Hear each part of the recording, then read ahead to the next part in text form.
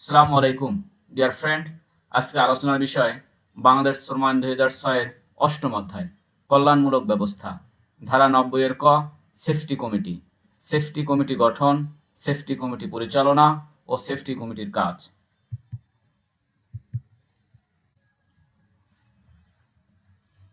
ধারা 90 এর ক সেফটি কমিটি গঠন। 50 বা তদূর্ধ্ব সংখ্যক শ্রমিক নিয়োজিত রহিয়াছেন এমন প্রত্যেক কারখানায় বিধি দ্বারা নির্ধারিত পন্থায় সেফটি কমিটি গঠন এবং উহাকে কার্যকর করিতে হইবে। 2.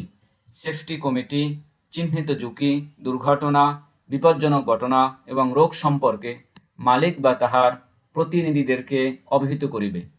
17 নভেম্বর 2025 সালে বাংলাদেশ শ্রম আইনের যে অ্যামেন্ডমেন্ট এসেছে সেই অ্যামেন্ডমেন্টে এই 2 সংযোজিত হয়েছে, যেখানে বলা হয়েছে সেফটি কমিটি চিহ্নিত ঝুঁকি, দুর্ঘটনা, বিপজ্জনক ঘটনা এবং রোগ সম্পর্কে মালিক বা তাহার প্রতিনিধিদেরকে অবহিত করিতে হইবে।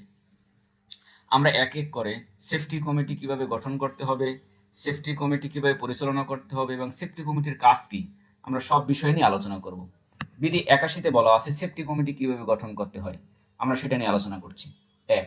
এই কমিটিতে মোট সদস্য সংখ্যা 6 জনের কম এবং 12 জনের অধিক হবে না। উহাতে মালিক ও শ্রমিক পক্ষের সমসংখ্যক প্রতিনিধি থাকিবে। মালিক ও শ্রমিক পক্ষের সমসংখ্যক প্রতিনিধি থাকিবে, অর্থাৎ মালিকের 3 থাকলে শ্রমিকের 3, মালিকের 4 থাকলে শ্রমিকের 4, মালিকের 6 থাকলে শ্রমিকের 6। তবে মোট সদস্য সংখ্যা 6 জনের কম এবং 12 জনের বেশি হবে না। এই কমিটিতে একজন সভাপতি, একজন সহসভাপতি এবং একজন সদস্য সচিব, বাকিরা সদস্য হিসেবে থাকিবেন। ট্রেনিংপ্রাপ্ত সেফটি কর্মকর্তা থাকিলে তিনি সেফটি কমিটিতে মালিক পক্ষের সদস্য হিসেবে থাকিবেন এবং কমিটির সদস্য সচিব হিসেবে দায়িত্ব পালন করিবেন। 4. কারখানায় মালিক বা ব্যবস্থাপনা পরিচালক কমিটিতে সভাপতি ও মালিক পক্ষের প্রতিনিধিগণকে মনোনয়ন করিবেন এবং সহসভাপতি ও শ্রমিক পক্ষের প্রতিনিধিগণ যৌথ দর কষাকষি বা পিসি কমিটির শ্রমিক প্রতিনিধিগণ কর্তৃক কর্মরত শ্রমিকদের মধ্য হইতে মনোনীত করিবেন। অংশগ্রহণকারী কমিটি গঠন হইবার 30 দিনের মধ্যে সেফটি কমিটির শ্রমিক প্রতিনিধি মনোনয়ন করিবে। শ্রমিক প্রতিনিধি মনোনীত হইবার 7 দিনের মধ্যে মালিক তাহার প্রতিনিধিদেরকে মনোনয়ন করিবে। এরূপ মনোনয়ন প্রদানের 15 দিনের মধ্যে সভাপতি, সহসভাপতি ও অন্যান্য সদস্যদের সহিত আলোচনা ক্রমে সেফটি কমিটির প্রথম সভা আহ্বান করিবে। এইখানে কয়েকটা ডেট মেনশন করা আছে যে পিসি কমিটি গঠিত হইবার 30 দিনের মধ্যে সেফটি কমিটির শ্রমিক প্রতিনিধি মনোনয়ন করবে, আর শ্রমিক প্রতিনিধি মনোনয়ন করার 7 দিনের মধ্যে মালিক তার প্রতিনিধি মনোনয়ন করবে এবং মালিক প্রতিনিধি মনোনয়ন করার 15 দিনের মধ্যে সভাপতি ও সহসভাপতি অন্যান্য সদস্যদের সাথে আলোচনা করে প্রথম সভা আহ্বান করিবে। এই 30, 7 এবং 15 এই টাইম ফ্রেম আছে, এই টাইম ফ্রেমের মধ্যে কাজগুলো করতে হয়। 7 নম্বরে, কোনো প্রতিষ্ঠানে কমপক্ষে 1/3 মহিলা শ্রমিক থাকলে শ্রমিক প্রতিনিধি মনোনয়নে কমপক্ষে 1/3 মহিলা প্রতিনিধি মনোনয়ন করিতে হইবে। সেফটি কমিটি গঠন আরও আছে। শ্রমিকের সংখ্যা অনুযায়ী সেফটি কমিটির সদস্য সংখ্যার আনুপাতিক হার হইবে নিম্নরূপ: যে প্রতিষ্ঠানে 50 হইতে 500 জন শ্রমিক কর্মরত রহিয়াছে এমন কারখানায় সেফটি কমিটির মোট সদস্য সংখ্যা হবে 6 জন। যে প্রতিষ্ঠানে 501 থেকে 1000 জন শ্রমিক কর্মরত রহিয়াছে সেখানে সেফটি কমিটির সদস্য সংখ্যা হবে 8 জন। এই 8 জন কিন্তু শুধু শ্রমিক পক্ষ না, মালিক এবং শ্রমিক পক্ষ মিলেই 8 জন। যেখানে 1000 হইতে 3000 জন শ্রমিক কর্মরত রহিয়াছেন সেখানে সেফটি কমিটির মতো সদস্য সংখ্যা হবে 10 জন। আর যেখানে 3001 হইতে তদূর্ধ্ব যত থাকুক যদি শ্রমিক কর্মরত থাকে সেখানে মোট সদস্য সংখ্যা হবে 12 জন। আচ্ছা, তাহলে সেফটি কমিটি গঠন হবে মালিক পক্ষ থেকে এবং শ্রমিক পক্ষের সমসংখ্যক প্রতিনিধি নিয়ে গঠিত হবে। তাহলে মালিক পক্ষ থেকে কারা থাকবে? মালিক পক্ষ থেকে থাকবে একজন সভাপতি, সদস্য সচিব ও মালিক পক্ষের সদস্য, আর শ্রমিক পক্ষ থাকবে সহসভাপতি এবং শ্রমিক পক্ষের সদস্য। এখন 8 জন যদি আপনার সদস্য হয়, 8 জন যদি সেফটি কমিটির সদস্য হয়, তাহলে 4 জন থাকবে মালিক আর 4 জন থাকবে শ্রমিক। তাহলে 4 জনের মধ্যে কে কে থাকবে? একজন থাকবে সভাপতি, একজন থাকবে সদস্য সচিব মালিক পক্ষের, আর 2 জন মালিক পক্ষের থাকবে সদস্য। আর শ্রমিক পক্ষের একজন থাকবে সহসভাপতি, বাকি 3 জন থাকবে শ্রমিক পক্ষের সদস্য। ওকে, পিসি কমিটি গঠন। তো পিসি কমিটি গঠন করার 30 দিনের মধ্যে সেফটি কমিটির শ্রমিক প্রতিনিধি মনোনয়ন করিবে। তো শ্রমিক প্রতিনিধি যখন মনোনয়ন করবে তখন তারা সহসভাপতি এবং সদস্য কারা থাকবে এই সময় তারা বর্ণনা করে দেবে, আইডেন্টিফাই করে দেবে যে আমার এই পিসি কমিটিতে শ্রমিক পক্ষের সদস্য সংখ্যা নির্বাচন করবে, তখন তারা নির্বাচন করে দেবে যে 4 জনের মধ্যে অমুক থাকবে সহসভাপতি, বাকি এই 3 জন থাকবে সদস্য। শ্রমিক প্রতিনিধি মনোনীত হবার 7 দিনের মধ্যে মালিক তার প্রতিনিধি মনোনয়ন করবে। মালিকও তখন সভাপতি ও সদস্য সচিবকে থাকবে এবং বাকিরা থাকবে সদস্য, তা মালিক নির্ধারণ করে দেবে। নির্ধারণ করে দেওয়ার 15 দিনের মধ্যে সভাপতি, সহসভাপতি এবং অন্যান্য সদস্যদের সাথে আলোচনা করবে, প্রথম সভা আহ্বান করিবে। এই হলো সেফটি কমিটি গঠন নিয়ে কাজ। সেফটি কমিটির পদ শূন্য হওয়া ও শূন্য পদ পূরণ। পদ তো শূন্য হতে পারে, কেউ চলে যেতে পারে, তখন কি করতে হবে? সেফটি কমিটি গঠনের পরবর্তীকালে কোনো সদস্যের পদত্যাগ, চাকরি হইতে অবসর, চাকরি ত্যাগ, মৃত্যু বা অন্য কোনো যৌক্তিক কারণে সদস্যপদ শূন্য ঘোষিত হইলে সিবিএ মানে যদি ট্রেড ইউনিয়ন থাকে বা অংশগ্রহণকারী কমিটির শ্রমিকগণের মধ্যে হইতে শ্রমিক প্রতিনিধি মনোনীত করিবে এবং মালিক পক্ষ মালিক প্রতিনিধি মনোনয়ন করিবেন। সেফটি কমিটির যদি শ্রমিক পক্ষ থেকে কেউ চলে যায়, তাহলে অংশগ্রহণকারী কমিটি ওই শূন্য পদটা পূরণ করার জন্য নতুন সদস্য নামকে মনোনীত করবে, আর মালিক পক্ষ থেকে চলে গেলে মালিক সেই পদটা মনোনয়ন করবে যে কাকে দিবে তার পরিবর্তে। সেফটি কমিটির কোনো সদস্য পদে কোনরূপ পরিবর্তন ঘটিলে পরিবর্তন হইবার 15 দিনের মধ্যে মহাপরিদর্শক বা তৎকর্তৃক ক্ষমতাপ্রাপ্ত পরিদর্শককে অবহিত করিতে হবে। এখানে পরিদর্শক কে? সেফটি কমিটি কে দেখে? সেফটি কমিটি মূলত দেখে হলে কলকারখানা প্রতিষ্ঠান অধিদপ্তর। কলকারখানা প্রতিষ্ঠান পরিদর্শন অধিদপ্তরের যে মহাপরিচালক আছে তাকে অবহিত করিতে হবে। সেফটি কমিটির মেয়াদ, এটা পাবেন বিধি 83-তে। 1, সেফটি কমিটির মেয়াদ হইবে সেফটি কমিটির প্রথম সভার তারিখ হইতে 2 বছর, বিধি 84। আচ্ছা, আমরা একটা জিনিস দেখে আসছিলাম যে সেফটি কমিটি গঠন করতে হবে যদি 50 জন থাকে, 50 থেকে যদি 500 থাকে তাহলে হলো 6 জন সদস্য থাকবে। তাহলে 50-এর নিচে হলে কি সেফটি কমিটি গঠন করার কথা বলা আছে? না, 50-এর নিচে সেফটি কমিটির কথা আইনে বলা নাই, কিন্তু বিধিতে একটা কথা বলা আছে, সেটা হলো বিধি 84-তে বিশেষ বিধান এই জায়গাতে আছে। 50 জনের কম শ্রমিক কর্মরত রহিয়াছেন এমন কারখানা বা শিল্প প্রতিষ্ঠান বা প্রতিষ্ঠানপুঞ্জ পেশাগত স্বাস্থ্য নিরাপত্তা নিশ্চিতকল্পে এই বিধি অনুসরণ করিতে পারিবে। অর্থ, যেখানে 50 জনের কম শ্রমিক আছে সেই প্রতিষ্ঠানও সেফটি কমিটি গঠন করিতে পারবে। এখন পারবে মূলত করতে হবে, যেখানে 50-এর কম আছে সে জায়গাতেও করতে হবে। সেফটি কমিটির কার্যপরিধি, দায় দায়িত্ব ও এখতিয়ার, এটা যদি আপনি টোটাল বসতে চান তাহলে তফসিল 4 মানে বিধির তফসিল 4-এ মানে অনেক বড় করে লেখা আছে, প্রায় 4 পৃষ্ঠা। এখানে সেফটি কমিটির কার্যাদি সবকিছু আছে। আমি ওখান থেকে একটু সংক্ষেপ আকারে বলার চেষ্টা করতেছি। সেফটি কমিটির কার্যাদি বা দায় দায়িত্ব, আইনের 6ষ্ঠ অধ্যায়ে বর্ণিত নিরাপত্তা মানে শ্রম আইনের 6ষ্ঠ অধ্যায় দেখবে নিরাপত্তা নামে একটা বিধান আছে, মানে অধ্যায় আছে। সেখানে ভবনের নিরাপত্তা, ইলেকট্রিক্যাল নিরাপত্তা, ফায়ার নিরাপত্তা, যন্ত্রপাতি সম্পর্কে বেশ বলা আছে। 7ম অধ্যায়ে বর্ণিত নিরাপত্তা সম্পর্কে বিশেষ বিধান স্বাস্থ্যবিধি, এটা 7ম অধ্যায় আছে। সংশ্লিষ্ট বিধানসমূহ যথাযথ প্রতিপালন নিশ্চিত করিবার উদ্দেশ্যে একটি গাইডলাইন বা নির্দেশনা বহি প্রস্তুত করিতে হইবে।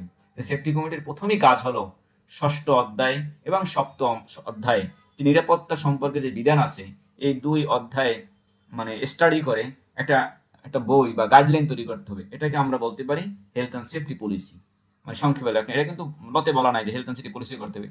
লতে এইভাবে বলা আছে একটি গাইডলাইন বা নির্দেশনা বহি প্রস্তুত করিতে হবে, মানে মূলত একটা হেলথ অ্যান্ড সেফটি পলিসি তৈরি করতে হবে বা প্রসিডিউর তৈরি করতে হবে। এবার কি আছে? প্রতিষ্ঠানের ঝুঁকি ও নিরাপত্তা সংক্রান্ত ব্যবস্থা।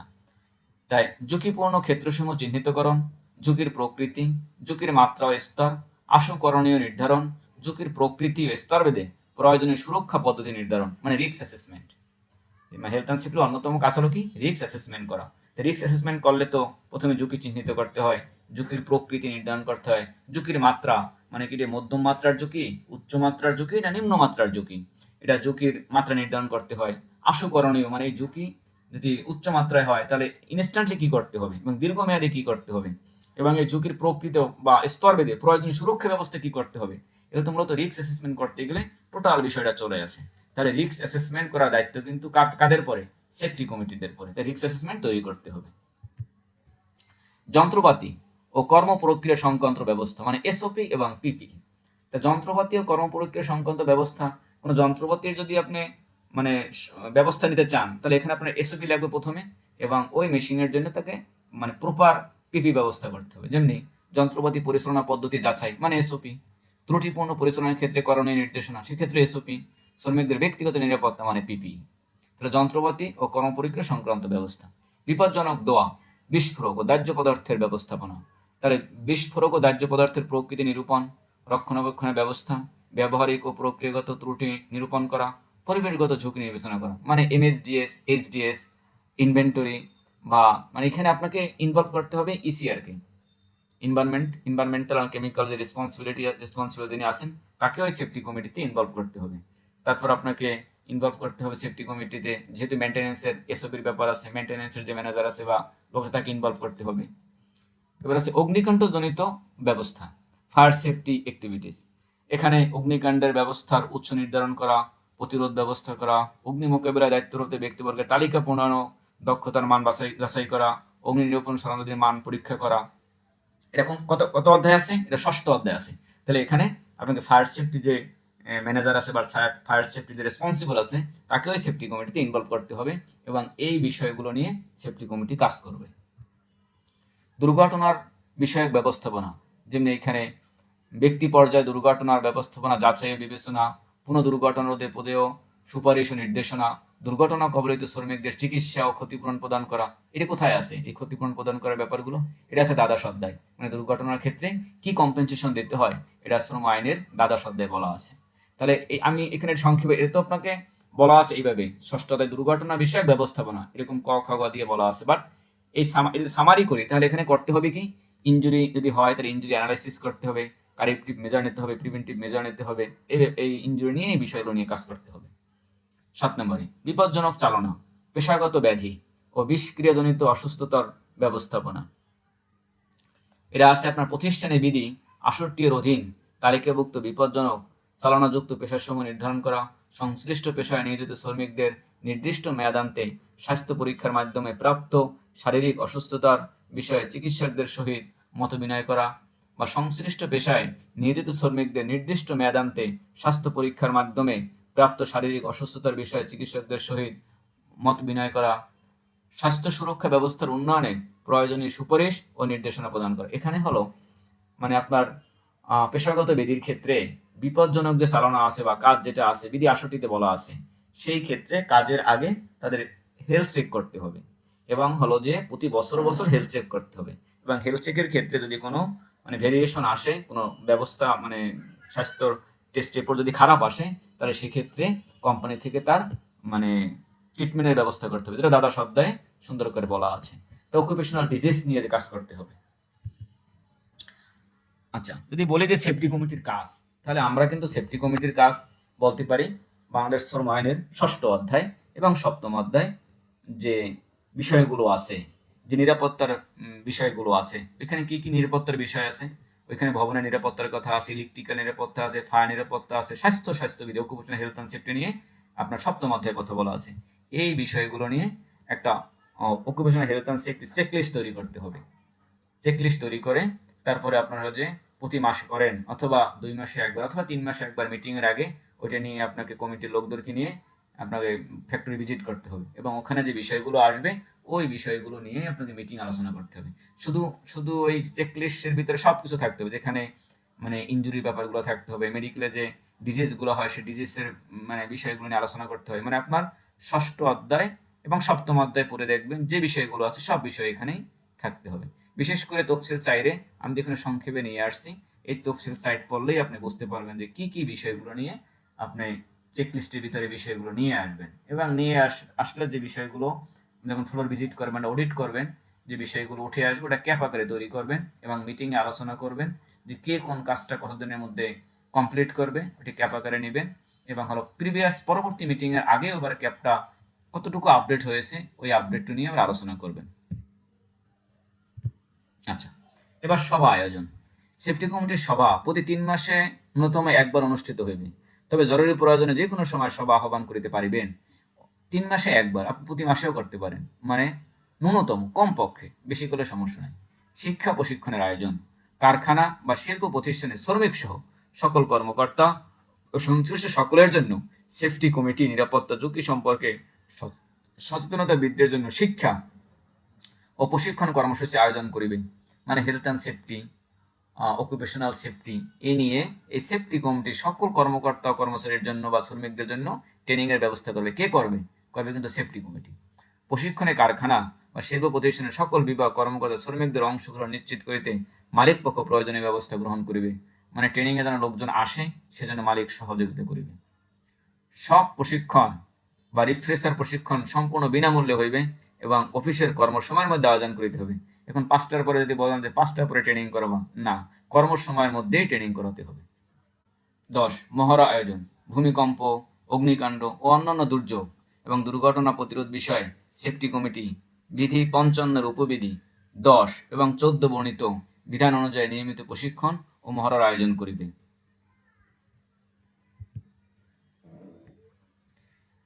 চিকিৎসা ও ক্ষতিপূরণ প্রদানের সুপারিশ। আইনের দ্বাদশ অধ্যায়ে বর্ণিত দুর্ঘটনার কারণে চিকিৎসা পাইবার বা ক্ষতিপূরণ আদায়ের বিষয়ে সমাধানের জন্য মালিক বা কর্তৃপক্ষের নিকট লিখিত আকারে সুপারিশ পেশ করিতে পারিবেন। মানে 7ম অধ্যায়ে হেলথ অ্যান্ড সেফটির বিষয়ে কথা আছে, আবার 6ষ্ঠ অধ্যায়ে আপনার সেফটির বিষয়ে কথা আছে। ওখানে যদি কোনো দুর্ঘটনার শিকার হয় তাহলে সেক্ষেত্রে তারা কি হারে কম্পেনসেশন পাবে, এটা দ্বাদশ অধ্যায়ে বলা আছে। তো সেই কথাই বলছে যে আইনের দ্বাদশ অধ্যায়ে বর্ণিত দুর্ঘটনার কারণে চিকিৎসা পাইবার বা ক্ষতিপূরণ আদায়ের বিষয়ে সমাধানের জন্য মালিক ও কর্তৃপক্ষের নিকট লিখিত আকারে সুপারিশ পেশ করিতে হবে। তাহলে যেহেতু সেফটি কমিটি ক্ষতিপূরণ আদায়ের জন্য মালিকের নিকট সুপারিশ করবে, অতএব সেফটি কমিটির লোকদেরকে জানতে হবে। তাহলে আপনি আপনাদের প্রথমে কি করতে হবে, যে সেফটি কমিটিদেরকে আইনের 6ষ্ঠ অধ্যায়, 7ম অধ্যায়, দ্বাদশ অধ্যায় সম্পর্কে তাদেরকে প্রথমে ট্রেনিং করাতে হবে, ওই বিষয়ে অধ্যায় সম্পর্কে তাদেরকে মানে ভালো করে জানাতে হবে। নিরাপদ কর্মস্থল দিবস পালন, এটা হলো 28শে এপ্রিল জাতীয় বা আন্তর্জাতিকভাবে ঘোষিত নিরাপদ কর্মস্থল দিবস পালন করিবার উদ্যোগ গ্রহণ করিবে। 13. সেফটি কমিটির এখতিয়ার ইত্যাদি। সেফটি কমিটির এখতিয়ার হবে নিম্নরূপ। মানে তার কি কি এখতিয়ার থাকবে সেফটি কমিটির? খ. কোনো বিশেষ প্রয়োজনে বা কোনো জরুরি পরিস্থিতির প্রেক্ষিতে সভা ব্যতীত সেফটি কমিটির সংখ্যাগরিষ্ঠ সদস্যগণ নিজেদের স্বাক্ষরে মালিক বা ব্যবস্থাপনা কর্তৃপক্ষের নিকট যে কোনো সময় বিশেষ প্রতিবেদন দাখিল করিতে পারিবে। সেফটি কমিটির সুপারিশ মোতাবেক কোনো সমস্যা সমাধানের লক্ষ্যে প্রতিষ্ঠানের মালিক বা কর্তৃপক্ষ সুপারিশ পাইবার পরবর্তী 7 কর্মদিবসের মধ্যে কোনরূপ উদ্যোগ বা পদক্ষেপ গ্রহণ না করিলে সেফটি কমিটি মহাপরিদর্শক বা মহাপরিদর্শকের নিকট লিখিত আকারে অনুযোগ পেশ করিতে পারিবে এবং মহাপরিদর্শক বা তৎকর্তৃক ক্ষমতাপ্রাপ্ত পরিদর্শক প্রয়োজনীয় ব্যবস্থা গ্রহণ করিবেন। সেফটি কমিটি সুপারিশ করছে মালিকরে যে ব্যবস্থা গ্রহণের জন্য, যেটা শ্রমিকের জন্য হার্মফুল, এরকম একটা বিষয় নেই। তো শ্রমিক 7 দিনের মধ্যে কোনো ব্যবস্থা গ্রহণ করেন নাই, সেক্ষেত্রে সেফটি কমিটি মহাপরিদর্শক, এখানে মহাপরিদর্শক বলতে কাকে বোঝানো হয়েছে? কলকারখানা প্রতিষ্ঠান পরিদর্শন অধিদপ্তরের মহাপরিচালক, কারণ সেফটি কমিটি দেখি হলো কলকারখানা ও প্রতিষ্ঠান পরিদর্শন অধিদপ্তর। তাহলে সেক্ষেত্রে তাদের নিকট লিখিত আকারে অভিযোগ করতে পারবে এবং মহাপরিদর্শক তিনি ব্যবস্থা গ্রহণ করবেন। সেফটি কমিটির সদস্যগণ প্রয়োজনীয় ক্ষেত্রে কারখানা খোলা বা বন্ধ থাকা অবস্থায় সংশ্লিষ্ট কারখানা পরিদর্শন করিতে পারিবেন। মালিক বা ব্যবস্থাপনা কর্তৃপক্ষ এক্ষেত্রে বিশেষ ব্যবস্থার প্রয়োজনীয় সহযোগিতা প্রদান করিবেন। সেফটি কমিটি শুধু কারখানা খোলা অবস্থায় ভিজিট করবে তা না, বন্ধ অবস্থায় ভিজিট করতে পারবে, সেক্ষেত্রে মালিকের মানে সুযোগ দিতে হবে। সেফটি কমিটির সিদ্ধান্ত গ্রহণ পদ্ধতি উহার বাস্তবায়ন। সেফটি কমিটি কর্তৃক সেফটি বিষয়ক সিদ্ধান্ত গ্রহণের ক্ষেত্রে কমিটির সবাই সর্বসম্মত অথবা সংখ্যাগরিষ্ঠতার ভিত্তিতে সিদ্ধান্ত গ্রহণ করিতে হইবে। সেফটি কমিটির সিদ্ধান্ত প্রতিপালন বা বাস্তবায়ন করিবার জন্য মালিক প্রয়োজনীয় ব্যবস্থা গ্রহণ করিবেন। সেফটি কমিটি কর্তৃক সরল বিশ্বাসে গৃহীত কোনো সিদ্ধান্ত বা সম্পাদিত কোনো কাজের জন্য অথবা সবাই কোনো বিষয়ে মত বা দ্বিমত পোষণের জন্য কমিটির কোনো সদস্যকে ব্যক্তিগতভাবে দায়বদ্ধ করা যাইবে না। সে একমত হয় নাই, এই জন্য তাকে দায়ী করা যাবে না। সেফটি কমিটির কার্যক্রম পরিচালনার খরচ মালিক বহন করিবেন। সেফটি কমিটির সদস্যদের প্রশিক্ষণ। সেফটি কমিটির সদস্যদের প্রশিক্ষণ কর্মক্ষেত্রে পেশাগত স্বাস্থ্য ও নিরাপত্তা এবং কর্মপরিবেশ সম্পর্কিত বিষয়ে মালিক বা কর্তৃপক্ষ সেফটি কমিটির সদস্যদের মালিকের খরচে প্রশিক্ষণের ব্যবস্থা করিবে, যেটা আগেও বলছিলাম যে শ্রম আইনের 6ষ্ঠ অধ্যায়, 7ম অধ্যায়, দ্বাদশ অধ্যায় ও তফসিল 4 এই বিষয় নিয়ে ব্যাপক আকারে প্রশিক্ষণ দিতে হবে। শ্রমিকরা যেন এই বিষয়গুলো ভালোভাবে জানে, মানে শ্রমিকরা বলতে হলো সেফটি কমিটির সদস্যরা যেন ভালোভাবে জানে। নতুন সেফটি কমিটি নির্বাচনের পর 60 দিনের মধ্যে মালিক কমিটির সকল সদস্যদের যথাযথভাবে দায়িত্ব কর্তব্য পালন বা বাস্তবায়ন করিবার নিমিত্তে প্রয়োজনীয় প্রশিক্ষণের ব্যবস্থা গ্রহণ করিবে। এটা মালিকের দায়িত্ব যে কমিটি গঠনের 60 দিনের মধ্যে এই সেফটি কমিটির দায়িত্ব কর্তব্য সম্পর্কে প্রয়োজনীয় বা পর্যাপ্ত প্রশিক্ষণের ব্যবস্থা করিবে। এই ছিল হলো মূলত সেফটি কমিটি। তাই যদি একদম মোটা দাগে বলি তাহলে আমরা বলতে পারি যে সেফটি কমিটির প্রথম কাজ কি? সেফটি কমিটির ফার্স্ট কাজ হলো একটা সেফটি পলিসি তৈরি করা, হেলথ অ্যান্ড সেফটি পলিসি তৈরি করা। এই কিভাবে তৈরি করবে? এটা শ্রম আইনের 6ষ্ঠ অধ্যায় 7ম অধ্যায়ের আলোকে ওইখানে যে নিরাপত্তা বিষয়ে যে কথাগুলো বলা আছে সেই আলোকে একটা হেলথ অ্যান্ড সেফটি পলিসি তৈরি করবে। তারপর হলো একটা চেকলিস্ট তৈরি করবে হেলথ অ্যান্ড সেফটি কমিটি। কি চেকলিস্ট করবে? ওই ওসাস মানে অকুপেশনাল হেলথ অ্যান্ড সেফটির চেকলিস্ট তৈরি করবে এই 2 অধ্যায়ের আলোকে। চেকলিস্ট তৈরি করে প্রতি মাসে 2 মাসে একবার অথবা 3 মাসে একবার মিটিংয়ের আগে এই বিষয় নিয়ে তারা ফ্লোর ভিজিট করবে এবং ইস্যুগুলো তুলে নিয়ে আসবে এবং ওই ইস্যুগুলো নিয়েই তারা কি করবে? তারা মিটিং করবে এবং ক্যাপ তৈরি করবে, টাইম দেবে, টাইম লাইন দেবে এবং টাইম লাইনের মধ্যে কমপ্লিট করবে। আবার পরবর্তী মিটিং ওই বিষয়গুলো নিয়ে আলোচনা করবে। এখন ষষ্ঠ অধ্যায় 7ম অধ্যায় বলে দিলাম, কিন্তু এই 2 অধ্যায়ের ভিতরে কিন্তু সব ধরনের নিরাপত্তার কথাই বলা আছে। ওখানে বিল্ডিং এর নিরাপত্তা বলা আছে, ওখানে ইলেকট্রিক্যাল নিরাপত্তা বলা আছে, ওখানে ফায়ারের নিরাপত্তা বলা আছে, হেলথ অ্যান্ড সেফটির কথা বলা আছে। 7ম অধ্যায়ের ওখানে অকুপেশনাল ডিজিজের কথা বলা আছে, ওখানে এনভায়রনমেন্টাল কেমিক্যাল সেফটির কথা বলা আছে, তো ডিজিজের কথা বলা আছে, মেডিকেলে যে ডিজিজগুলো যায় ওই ডিজিজগুলো অ্যানালাইসিসের কথা বলা আছে, অ্যাক্সিডেন্ট হলে সেই অ্যাক্সিডেন্টের কথা বলা আছে, যেগুলো আমি আলোচনা করছি।